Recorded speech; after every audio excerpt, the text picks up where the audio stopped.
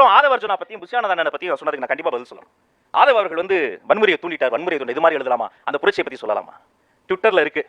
என்னுடைய அக்கா சுந்தரவழி அக்கா, திராவிட பேச்சாளர், அவங்களோட நான் பேசியிருக்கேன். அவங்க பாஜகவை எதிர்த்து இதே மாதிரி புரட்சி வெடிக்கும் சொன்னப்ப இனித்தது, நாங்கள் சொல்லும் போது கசக்கிறது என்றா? அவர் அதை மீன் பண்ணல. நீங்கள் இடத்திற்கு ஏற்றார் போல அரசியலை மாற்றி மாற்றி செய்து கொண்டிருக்கீர்கள் என்பதை அந்த சபையில் நான் பதிவு பண்ணேன். சரி, நாம அதை மீன் பண்ணலட்டோம், இருந்தாலும் தப்பா மீனிங் வருதுட்டோம், அதை அவர் டெலீட் பண்ணிட்டார். அது மட்டுமல்ல, அது நீதி விசாரணை இருக்கிறதால அதை பத்தி நான் விரிவா சொல்லலாம். ஆனா தனி மனித தாக்குதலை இத்தனை காலம் திமுக செய்து கொண்டிருந்தது. தற்போது கூட இருக்கிற கூட்டணி கட்சிகளுக்கும் அந்த நெருக்கடியை கொடுத்து பேசு பேசு பேசு என்று ஏவி விடுவதை பார்க்கிற பொழுது உள்ளபடியே வேதனையாக இருக்கிறது. பெண்களுக்கு பாதுகாப்பு இல்லை. திரும்ப திரும்ப ஒவ்வொரு சம்பவத்தை என்ன பண்றாங்க, டேமேஜ் கண்ட்ரோல்ன்ற பேர்ல அப்படி ஒரு சம்பவமே நடக்கலன்ற மாதிரி மூடி மறைக்கிறாங்க. அதுதான் ஆபத்து. சரி, பிரச்சனை நடந்துருச்சு, யாராவது ஒருத்தங்க அந்த அறையில் இருக்கிற யானையை கால் பண்ணல, அதை ஃபிக்ஸ் பண்ணல. ஆனா வேங்க வெயில்ல குடிநீர்ல ஒரு அசிங்கத்தை கலந்துட்டாங்கன்னு சொன்னா குற்றம் சாட்டியவர்கள் மேலேயே ஒரு குற்றப்பத்திரிகை போடுவாங்க. அண்ணா யூனிவர்சிட்டில இப்படி நடந்துருச்சு, அந்த பையன் அந்த ஆளுங்கட்சிங்கிறதால இப்படி பண்ணிட்டானா, ஆளுங்கட்சியிலே இல்லன்னு நம்புற மாதிரி ஒரு ஆதாரத்தை கொண்டு வருவாங்க.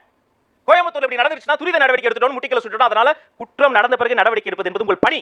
உலகத்துல வேலை செஞ்சதுக்கெல்லாம் விளம்பரப்படக்கூடியது ஒரு எங்கேயாவது பாத்திருக்கீங்களா? குற்றம் நடப்பதற்கு முன்பே தடுப்பதுதான் ஒரு நல்ல அரசு.